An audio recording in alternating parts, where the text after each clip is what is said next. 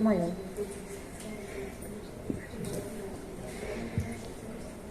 Val, doncs benvinguts a tots. Val? Gràcies per vindre a la presentació de La Casa de Almenara a través de la història del doctor Ricardo Santarrufina Romero, i és un llibre que ha sigut editat per la Universitat Jaume I, d'acord? Per la UJI. Abans de proseguir, volia donar les gràcies a la senyora alcaldessa Estíbaliz Pérez, a la regidora de Cultura Sònia Bonet, a la resta de regidors de l'Ajuntament i a Maria Teresa Torres, bibliotecària, per donar suport a aquesta presentació aquesta vespre. També és un honor la presència d'Antonio Orbe, comte d'Almenara, que manté el magnífic arxiu nobiliari dels Proxites, de la Casa de Almenara, en el qual jo vaig tenir la sort de passar allí un temps investigant també per a la meva tesis doctoral, i manté una enorme quantitat d'informació d'Almenara, però també dels pobles del voltant, de la Vall de Segó, de la Llosa, de Xilxes. És una font valiosíssima d'informació de tota la nostra població, des de l'època medieval fins bàsicament quasi contemporània. Per tant, gràcies per assistir. I el llibre de la Casa de Almenara a través de la història arreplega els últims estudis sobre la història de la família dels Proxites, família nobiliària molt important així en el Regne de València i en la Corona d'Aragó des del segle XIII, i és una concreció de la tesis doctoral del doctor Ricardo Santarrufina.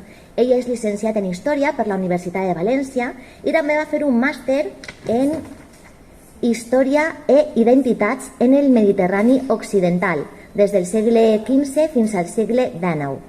El seu estudi es va centrar en aquesta casa nobiliària dels Proxites. A més, entre les obres que té publicades, destaquem el Antiguo Palacio de los Condes de Almenara, actual Museo de la Ciudad de Valencia, la nueva iglesia de Almenara, proceso de residencia en la villa de Almenara tras la nueva planta, aproximación a la trama urbana de Quart de les Valls a principios del siglo XVII, i amb ells també és coautor de la obra La parroquia de Vinalesa, 550 años de historia y Meliana en la Edad Moderna, en Meliana 3, 100 anys de la llum cooperativa.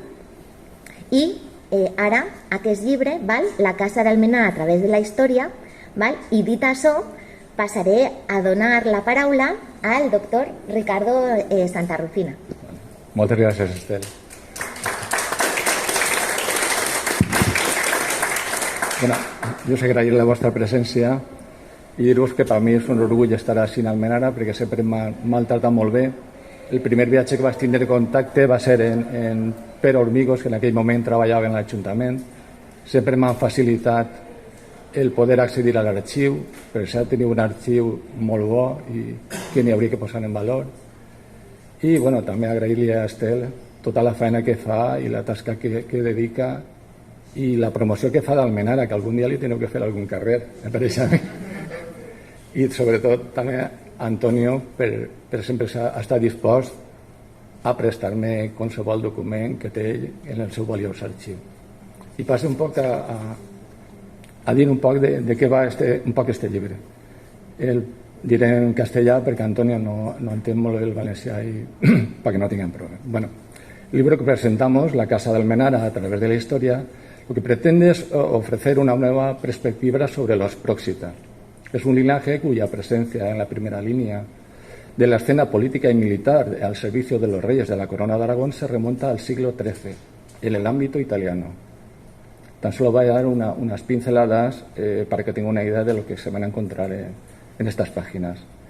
En el contexto actual de los estudios sobre la nobleza y el poder hemos enfocado nuestra atención en dos aspectos fundamentales. Por un lado, y como hilo conductor, los personajes que fueron cabeza de la casa. Que ahora si igual Estel repartirá un poco. Sí, és un arbre genealògic, per si volen seguir un poquet el discurs, perquè és tan llarg, acaba en ell, però...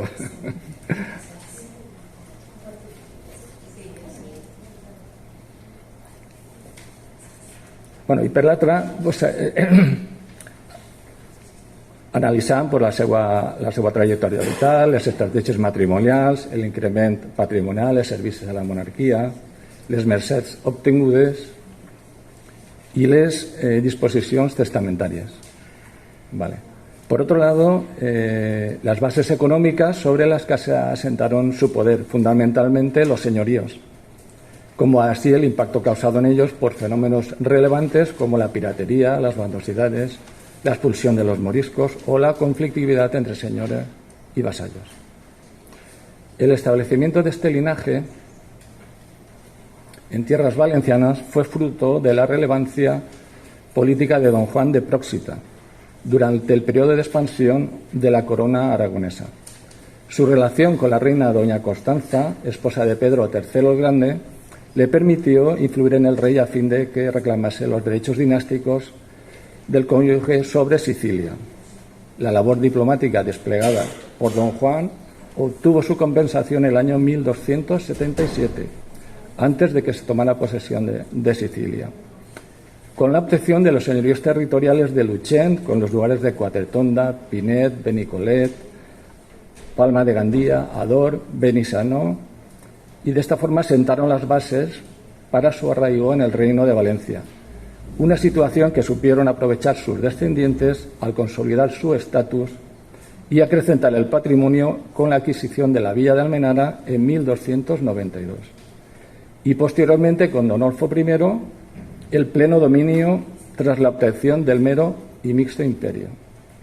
En la imagen vemos, en este circulito, es una imagen que representa a don Juan, el de las vísperas sicilianas.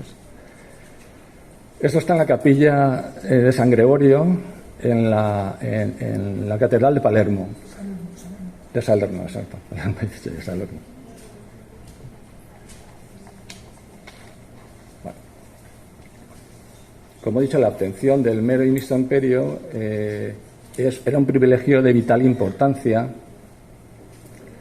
porque hace referencia a la delegación del ejercicio del poder político y jurídico a un feudatario. En definitiva, pues viene a ser la potestad absoluta de juzgar y castigar los delitos, imponiendo la pena corporal correspondiente.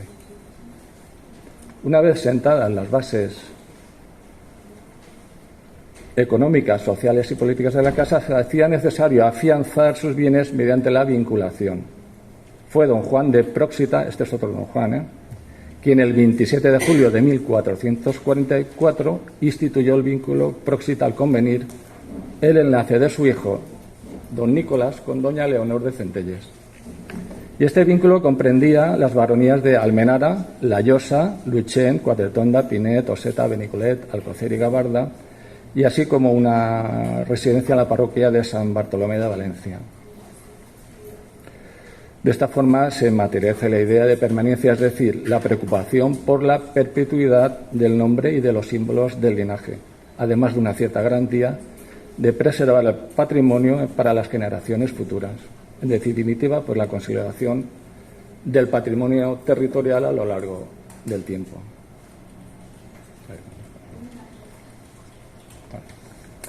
La participación de Nicolás II en distintas campañas militares al servicio de la monarquía le permitió acrecentar sus bienes en las tierras italianas mediante la incorporación de la villa de Aversa, que se puede ver ahí a la izquierda, un grabado, y lograr la dignidad condal de ser conde de Aversa, situando el linaje en lo más alto de la jerarquía nobiliaria. Sin embargo, los Próxita aspiraban a un reconocimiento similar en el territorio valenciano, distinción que conseguiría don Juan Francisco al obtener para la casa la doble dignidad condal cuando le fue concedido el título de conde de Almenara. Eso fue a finales del siglo XV. Tras su enlace de su hijo don Gaspar el Antiguo, que hay otro que es don Gaspar el Moderno, en 1494 el patrimonio se dividió entre la casa de Aversa, con don Juan Francisco al frente, y la de Almenara, con don Gaspar el Antiguo a la cabeza de lo que quedaba del vínculo Próxita, es decir, Almenara y La Llosa, porque en ese momento ya se había perdido Luchén, Quatretonda, Pinet, Oseta, Benicolet, Alcocer y Gabarda. Y lo más grave que es que, acosado por los acreedores, a punto estuvo don Gaspar de vender Almenara, la llosa y las baronías de Cuart y Chilches, que habían entrado a formar parte de la casa de la mano de su abuela doña Leonor de Centellas. Don Gaspar, aparte de él, otros tuvieron bandos. Tuvo bandos con el conde de Cocentaina, señor de Benavites, por temas relacionados con el reparto del agua de la fuente de Cuart. El problema de la distribución del agua venía ya de lejos. En el año 1437 se firmó un acuerdo para el reparto de agua entre don Juan de Próxita, señor en aquel momento de la villa de Almenara, don Pedro de Centelles, señor del lugar de Cuart de les Valls, no sé si a lo mejor se ve ahí en el mapa, don Francisco Vives, señor de los lugares de Santa Coloma, Benifairó y La Garrofera, don Graciano de Mosoriu, señor del lugar de Faura, don Galcerán de Borja, de los lugares de Cuartell y la Alquería Blanca, y Jaime Jofre, doncel, hijo de Mosén Nicolás Jofre, señor del lugar de Rubao, situado en la valle de Segó, de la villa de Muyvier. El lugar de Benavites no intervino en el acuerdo porque parece ser que en ese momento pertenecía, hacía muy poco, a Rodrigo Rois de Corella, pasando posteriormente a su hijo Eximén Rois de Corella, primer conde de Cocentaina. O sea, el tema del agua ya venía, los problemas con el reparto del agua venían ya desde prácticamente desde la conquista cristiana. Su hijo don Fernando no lo tuvo mejor. Las deudas, la mala relación con su madre, la condesa doña Catalina Mila, la germanía, el ataque pirático y las desavenencias con su hijo don Gaspar el Moderno le llevaron en 1524 a vender la villa de Aversa, y con ello la pérdida del título. El título iba ligado al lugar. En julio de 1521, Almenara fue escenario de unos episodios bélicos en que las tropas del duque de Segorba se impusieron a los agermanados. El posicionamiento de los vasallos en contra de su señor, el desarrollo de las operaciones en los términos del señorío y las calamidades derivadas de la guerra contribuyeron también a debilitar la economía señorial. A ello se añadiría poco después el daño que sufrió la villa de Chilches al ser atacada y profanada su iglesia por los mudéjares sublevados en la Sierra de Espadán el 18 de mayo de 1526. Y también las repercusiones de la indefensión ante la amenaza de la piratería turco-berberisca, de la que son evidente expresión las sucesivas incursiones sobre la costera barionía de Chilches en 1518, 1527 y 1583. O sea, Chilches estaban los pobres bastante atolondrados. Bueno. Con todo eso, el peligro se materializó con particular virulencia cuando el 26 de julio de 1538 fue asaltada la villa de Almenara y la llosa quedó completamente despoblada, con la marcha de sus habitantes a tierras berberiscas, confirmando la confabulación de los moriscos valencianos con el enemigo. Sobre esta cuestión, podríamos plantear alguna recreación histórica, como lo hacen, esto lo hacen en Cullera, que también fue asaltada por los piratas. Y aquí en Almenara, como también fueron asaltados el día de Santa Ana, pues a lo mejor igual sería una manera de fomentar un poco el turismo y la cultura. Porque la batalla de la Germanía sería más complicado, porque no sé, igual que hacen la de Almansa, igual es más complicado. ¿Sí? Ya tienes que colaborar con Sagunto y pues eso.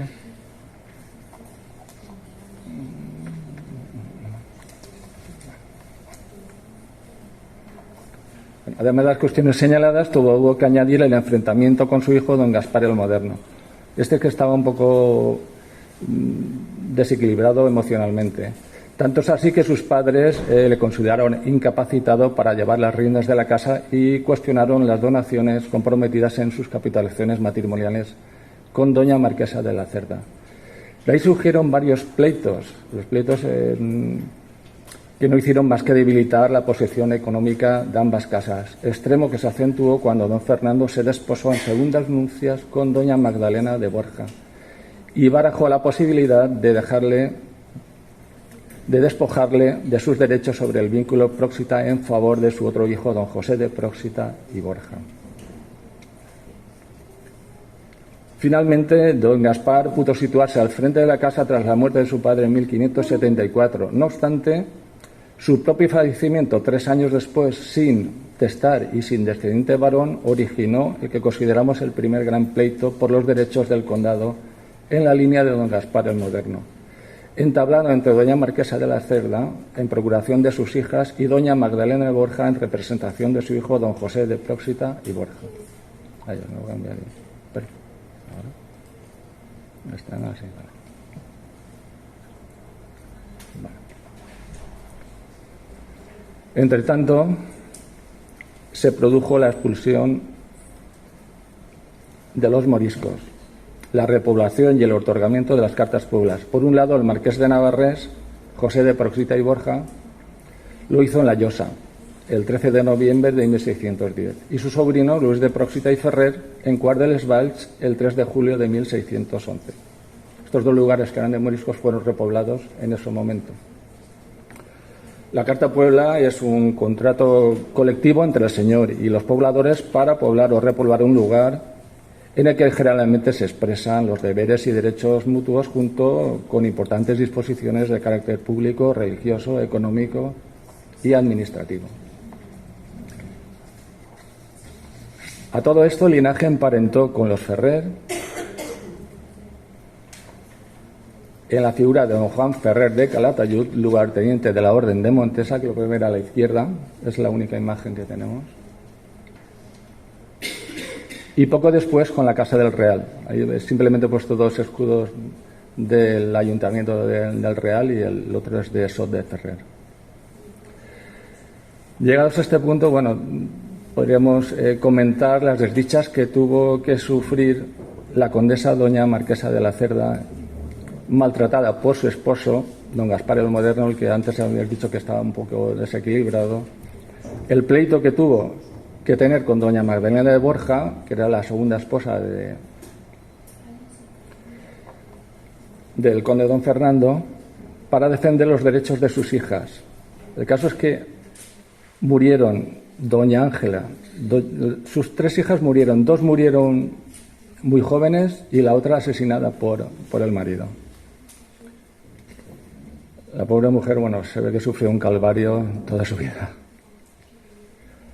La alianza con la Casa del Real y el azar biológico posibilitaron que don José Antonio incorporara nuevos señoríos a la casa. Todo ello, sumado a una acertada política de saneamiento de la deuda, les permitió sentar bases para la recuperación económica y construir una casa-palacio, que es lo que es hoy el Museo de la Ciudad de Valencia, realzando el linaje y situándolo en el lugar que por su lustre y significación del título debía acompañarlo. Sin embargo, la Guerra de Sucesión supuso un duro revés a la débil pero atinada política inversionista iniciada por don José Antonio. Declarado activo y partidario borbónico, se vio obligado a abandonar Valencia tras la proclamación del archiduque. Fue su hija, doña Inés, desposada con el conde del Real, que este era su tío, quien en la línea de su padre y en un contexto de crecimiento económico adquirió varios inmuebles rústicos de alto rendimiento, diversificando con ellos los ingresos de la casa y situándoles en una sola posición económica, de la que hacía mucho tiempo no disfrutaba este linaje. Fue una etapa caracterizada por la estabilidad y el aumento de la riqueza, tan solo enturbiada por las pretensiones de don Manuel Ferrer por el vínculo de Próxita y el alto nivel de mortalidad entre sus miembros. La mayoría de los hijos fallecieron, la mayoría, casi todos sin sucesión. Su hijo don Vicente, por razones biológicas, llegó a reunir en su persona, a ver si lo pongo aquí ahora, la casa de Almenara y la del Real, siendo considerado uno de los nobles más ricos del momento. Sí, la figura están todos los señoríos que poseían en aquel momento. Bueno, están arriba en pequeñito y cuando falleció se dividieron.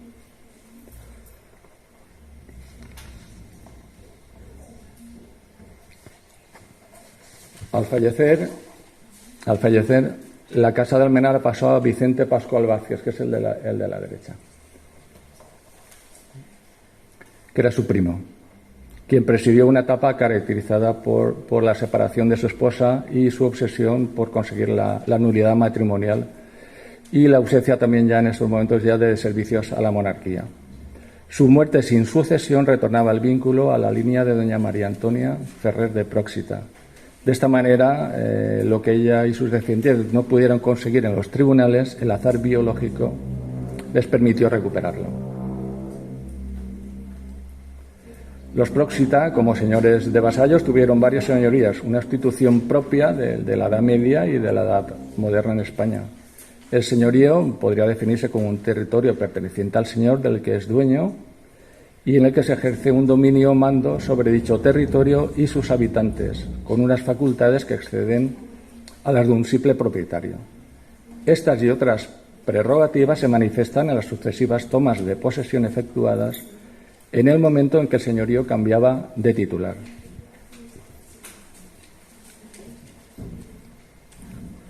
La toma de posesión formaba parte de un ritual teatralizado con un lenguaje simbólico en el que sus súbditos mostraban su vasallaje y dependencia colectiva al nuevo señor con el juramento, que se expresaba con la aceptación verbal, el besamanos y el homenaje con la imposición de las manos. A cambio, el señor juraba observar y guardar los fueros y privilegios del reino, así como los usos y buenas costumbres de la villa de Almenara en este caso. Entre ellos se encontraba la Carta de Puebla, que no se ha conservado, la de Almenara, aunque tenemos una idea de cómo era por la que se otorgó a los nuevos poseedores, a los nuevos pobladores de la Llosa, tras la expulsión de los moriscos. En algunas de ellas hace referencias a varias cosas, a varios asuntos que hace cómo se hace en Almenara. O sea, quiere decirse que tenía cierta relación con la que antiguamente estaría aquí. En definitiva, pues los Próxita, como miembros pertenecientes a las clases dirigentes, fueron protagonistas en mayor o menor medida de los principales acontecimientos y partícipes del devenir del Reino de Valencia durante un largo periodo cronológico. A través del estudio de este linaje se ha ido trazando una historia paralela en la que se han puesto de manifiesto algunos aspectos que nos ayudan a entender mejor el desarrollo y la evolución de la casa. Todo ello con el propósito de contribuir a ampliar el conocimiento de la nobleza valenciana. Y ahora, es que antes de venir me había planteado un tema, porque hay un artículo de Carmen Rosario Torrejón, que no me podía hacer con ella, sobre la heráldica, y me he fijado en lo que es el escudo del Ayuntamiento de Almenara, y lo que no me acaba de cuadrar, pues yo tampoco soy experto en estos asuntos, pero bueno, la corona condal es la que ven ustedes en la parte inferior de abajo, que es la que lleva las bolitas encima, y la de arriba creo que es del marquesado. La mayoría de los pueblos tienen esos, pero bueno. Referente a estos, podemos ver en esta de la izquierda, no sé si se ve, este es del monasterio de Luchent, sería el más antiguo, la representación de las más antiguas, sí, porque en Palma de Mallorca creo también hay. Pero este sería el escudo más antiguo seguramente que hay, y luego está en el de la derecha, en la rata, no sé si lo ve. Hay una custodia en la iglesia de Luchent, y en la custodia, en la parte de abajo, no se ve muy bien, pero ahí está otro escudo que es prácticamente similar al que tiene en el monasterio. Luego, más recientemente, está el de Onofre Esquerro, que es este que está en blanco y negro. Y este último creo que será de tu abuelo, o por ahí, que fue en el Ministerio de Justicia cuando pusieron otra vez para recuperar el título. Y luego tenemos aquí la flor de lis, que estuvo a punto de pertenecer al escudo de Almenara y se la quitaron, porque tras la guerra de sucesión Almenara como pueblo se puso de parte del archiduque, pero el conde hizo gestiones para que no la penalizaran, porque claro, a él si la penalizaban pues no le venía muy bien. El caso es que de alguna manera el escrito que hizo o las gestiones que hicieron por su lealtad y tal y cual, le concedieron la flor de lis. Lo que pasa es que el caballero de Arcet, seguramente avisado por otros pueblos, dijeron, ¿cómo le vamos a dar la flor de lis si ha estado en contra? Y bueno, al final no la tuvo. Y luego tenemos, sí, este escudo que hay a la parte izquierda es el que está en Palma de Mallorca, ¿sí? Y el de la derecha es la lápida que hay del Marqués de Coquilla, el conde de Almenara, que está en la iglesia o en el convento, ¿no? De Quart de les Valls. Y ahí en el escudo se puede ver la parte derecha es el escudo de los Ferrer, esas rayas que están así, que son, y la otra es, bueno,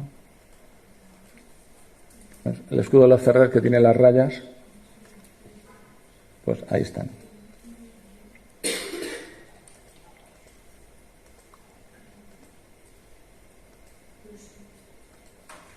Este es el escudo de los Ferrer, de Onofre Esquerro. Este me lo contaron en un libro y están las coronas.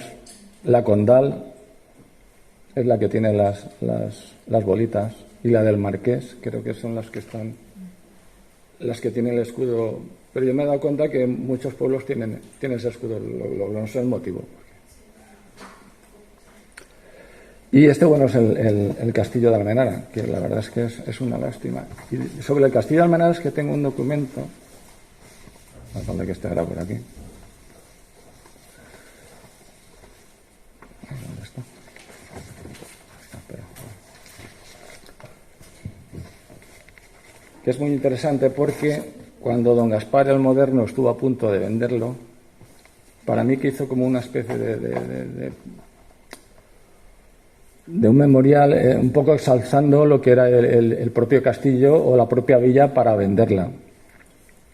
Y decía así: en Almenara hay 150 casas de cristianos, poco más o menos, y tiene una muy fuerte fortaleza con agua manal dentro, sitiada sobre peña tallada en mucha altura, y le cuesta hasta dentro de la fortaleza, a espuela ire de caballo, se puede entrar dentro de ella, donde hay caballerías para muchos caballos y mucho aposento, y con 2 hombres que guardan dicha subida.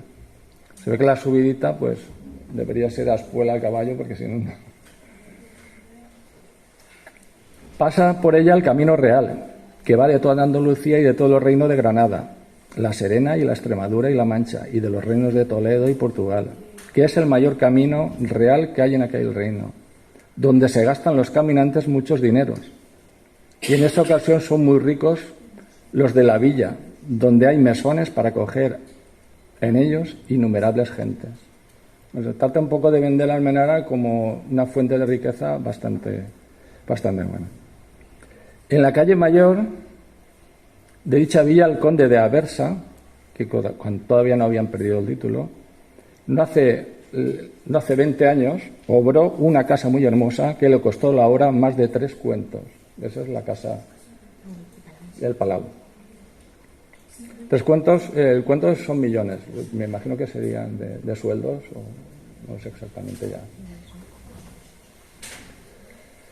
Hay en dicha villa de Almenara mucha huerta y muy hermosa, con muchos árboles, así de olivos como de moreras, que se hacen cada uno en dicha villa.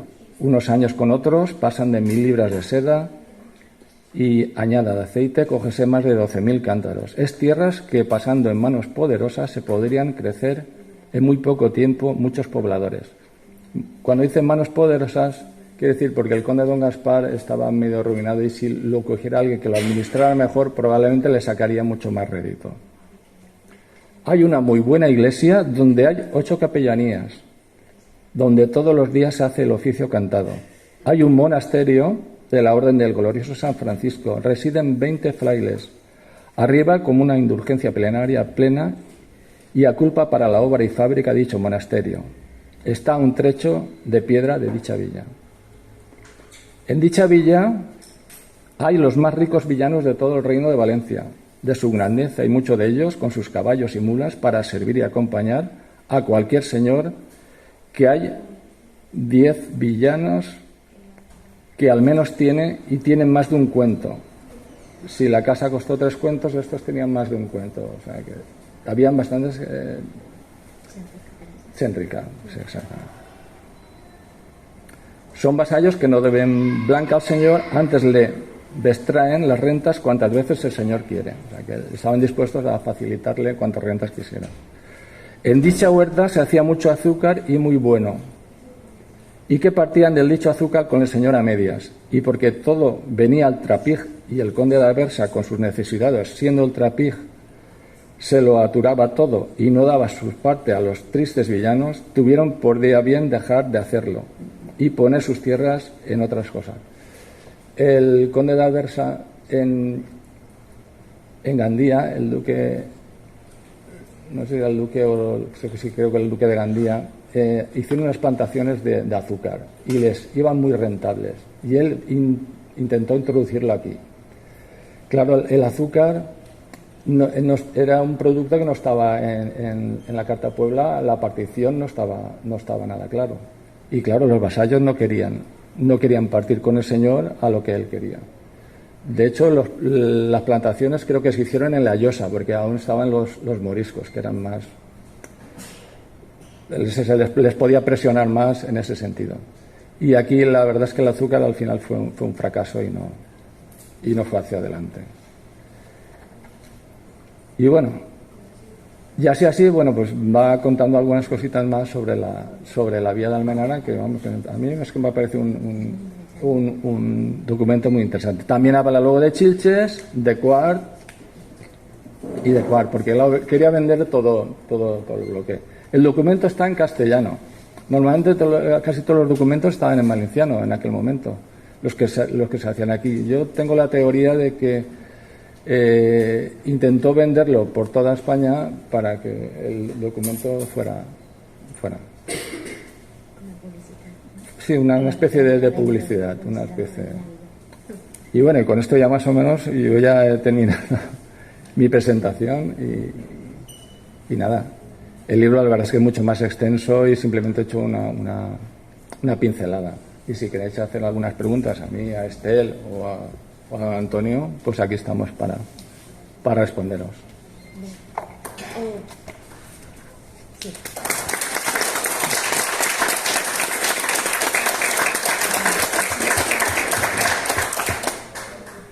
Moltes gràcies per fer aquesta presentació i volia comentar-vos que tenim alguns exemplars del llibre, si algú vol adquirir-lo, doncs es venen per 25 euros i també pues el pot firmar Ricardo, l'autor. I si algú té alguna pregunta o alguna qüestió, és de veres que la informació del llibre és molt, molt més àmplia, així sols unes pinzellades, perquè claro. Unes pinzellades i ja està. El llibre és una passada. ¿Podrás parlar de l'acord del repartiment de l'aigua? Sí. ¿Alguna informació de com va ser aquest acord? Sí, está el documento está. Y se va a hacer l'acord perquè el tema de l'AUIA és que ha hagut molts pleits, inclús ja no sols per part del senyor, sinó els mateixos pobladors d'Almenara. Perquè sobretot en el 18, quan es començaven a plantar en la Marxar, l'arròs i tot això, és d'Almenara, bueno, ja ara no recordo exactament si està ahí, crec que sí que estan en el llibre. Bueno, pues feren uns canals per derivar l'AUIA, però crec que s'anava als altres pobles. Quan plovia molt, que clar, allò s'inundava i s'anaven desfent-le. I desviaven l'AUIA per a un ramal que ara no recordo exactament, que el cas és que els afectava als altres pobles, a Benavites, crec que era. Hi ha hagut molts pleits de l'AUIA, molts pleits. I això va ser un acord de principi de 1400 i pico, i que se posaven d'acord entre tots els senyors en aquell moment, i pareix que durà pues lo que durà, perquè després, pocs anys després tingueren bandos, el conde de Cocentaina i don Gaspar. I també han tingut problemes crec que la font de Quart de les Valls d'alguna manera la regulava el de Sagunto. I clar, el senyor d'Assín diria, bueno, si això està en el meu senyoriu, com aneu a regular-ho vosaltres? I allí hi hagueren molts tipus de problemes en el tema de l'aigua. Però sí que es conserva el document, ¿vale? Sí, el document se està. pot trobar transcrit en Sartau. En Sartau està, en el llibre de Sartau, que igual tenim una còpia en la biblioteca, en l'annex final apareix el document de quantes? De 1440, ja lo crec que és. Algo així, ¿vale? No me recuerdo exactamente la fecha, pero ahí está. Y también se puede trobar la obra de Sartau completa en internet.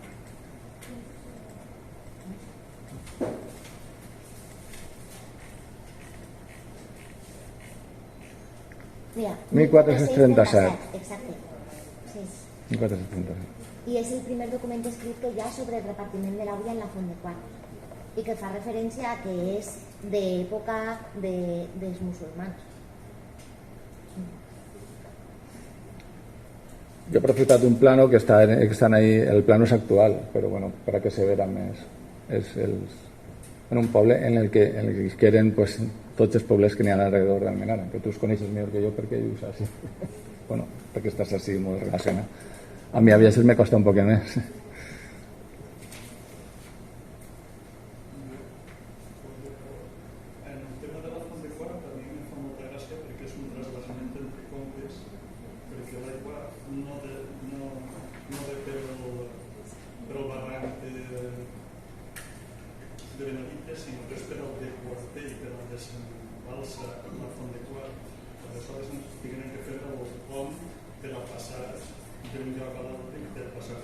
Sí, per passar. L'aigua que venia així a Almenara, que d'això sempre quan parlen, sí, sí. per a mi la vall de Seco és Almenara perquè està regat també per la Font de Quart. És una cosa que a nivell sociològic sí que queda clar, no? Que va ser un trasbassament que van fer els senyors en el seu moment perquè els interessava portar l'aigua de la Font de Quart cap ací. Que evidentment el seu curs natural no va cap ací, de cap de les maneres. És el pont de l'Arqueta que va impossibilitar el pont de l'Arquet s'aniria al costat de la sèquia aquesta gran que va per el racó i fins a la costa, val? Per allà. Aleshores el comte de Benavites, de Cosentaina en aquest cas, té un ple, lògicament, fort, en armes i tot, perquè no estava d'acord en que l'aigua vinguera cap a Sants. Això és normal, perquè ja saps que totes les cadenes d'aigua són molt fortes. Després, aquest problema el tindrien quan ve el repartiment del terme de Benicalaf, quan desapareix, i Benavites anexiona el terme de Benicalaf i falta també l'intent. Un tema, es que la font d'ingressos que era l'agricultura pràcticament, pues claro, es que era primordial el agua.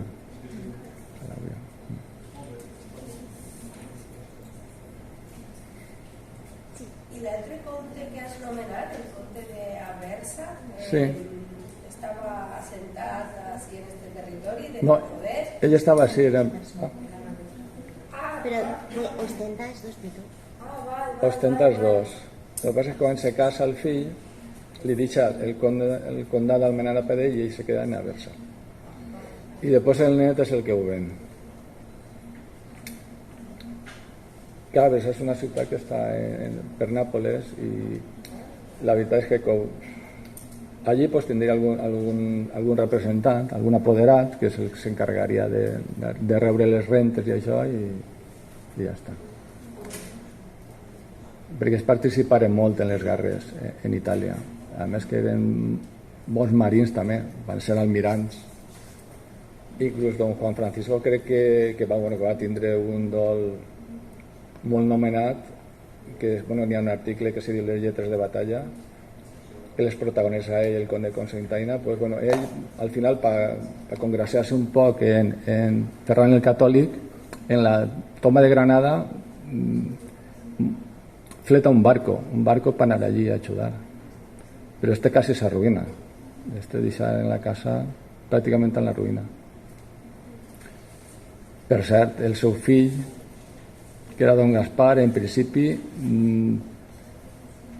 que és una cosa que tenen pendent jo i Estel, varen firmar capitalacions matrimonials en Lucrecia de Borja. Però al final, clar, quan aquell encara no era papa, quan va ser papa les va trencar.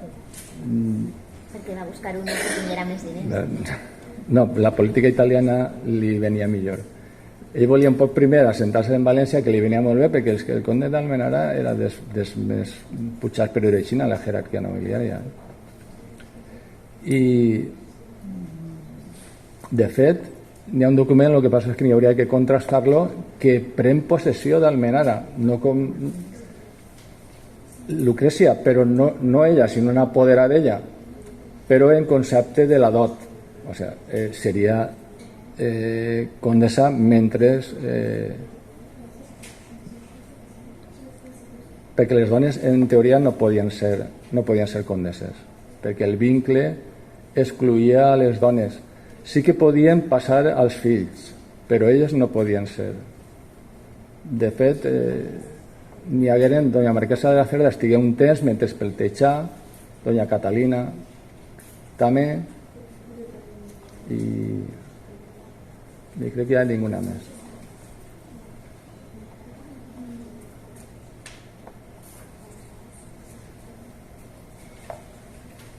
¿Alguna pregunta más? ¿No?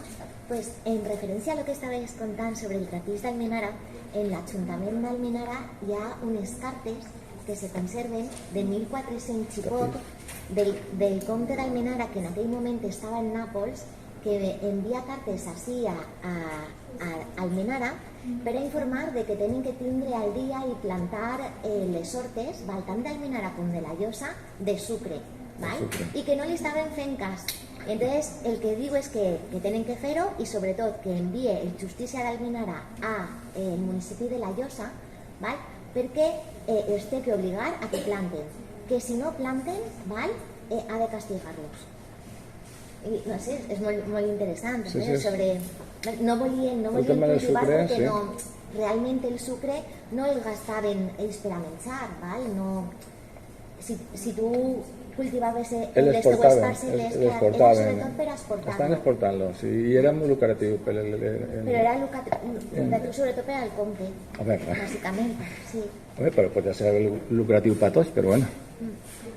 Però lucratiu en Gandia va ser lucratiu, però ell pensava que això així li anava a funcionar i així no li funcionava bé per el clima o per lo que fora. No estan dient referències així fins a 1600. Però sí que farem el tapís i tot. Estava el tapís en la Marchal i després un ingenyi hidràulic. L'ingenyi era un molí hidràulic per a la fabricació de sucre. Primer un trapís, que era un molí però era manual, en força animal, i després sí que se va construir un ingenyi. I estava situat justament en la partida del trapís, així en la zona de la Marchal d'Almenara. Hi ha documentació, tant de l'arxiu del comte com en el municipal. Bueno, y después de toda esta larga lista que tenim així, bueno, pues al final és Antonio el últim. Bueno, i els fills. Molt bé. Doncs, moltes gràcies per vindre a Almenara. Ha sigut un plaer contar la teua investigació, que s'ha concretat en aquest llibre, i tot aquell que vulgui adquirir-lo, doncs així estem. Molt bé, moltes gràcies.